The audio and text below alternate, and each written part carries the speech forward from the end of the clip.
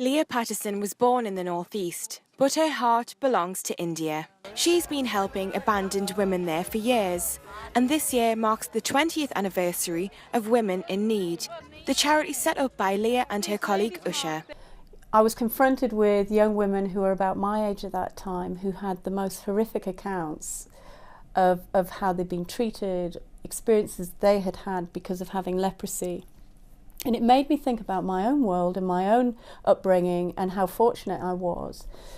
And then there was a point after about 3 years of going to this colony where I was diagnosed with leprosy myself. There are particular tests that you undergo to see and determine whether you have the disease or not. And there I found myself sitting in a chair having the same batch of tests done to me.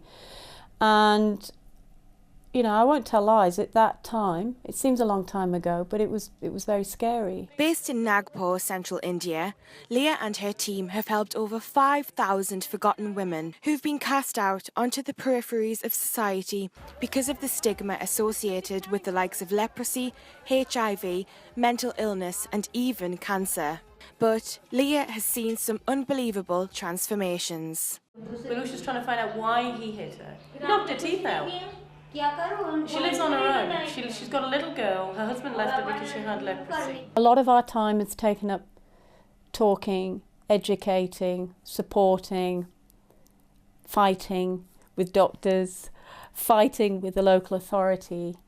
But we also arrange some very positive stuff, getting women out on trips.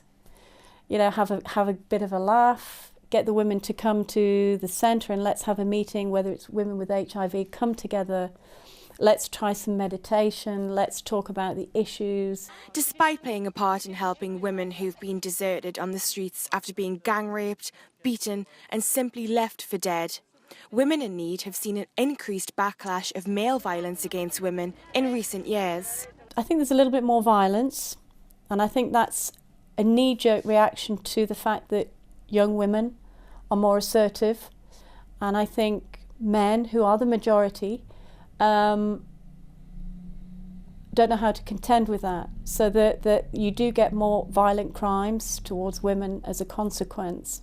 And I hope that we will move through that period and come out the other end where women being independent and a bit more respected will become more the norm. As well as hitting the 20 years of support milestone, Women in Need wants to expand further to help more vulnerable, abused women. £30 to enable an HIV positive woman and her children to have the right symptomatic treatment to improve their general health. You know, these are just small examples of what £20, £30, £50 can do. And it's so needed because we're dealing with very large figures and we're a small charity and we're already spreading ourselves very thinly.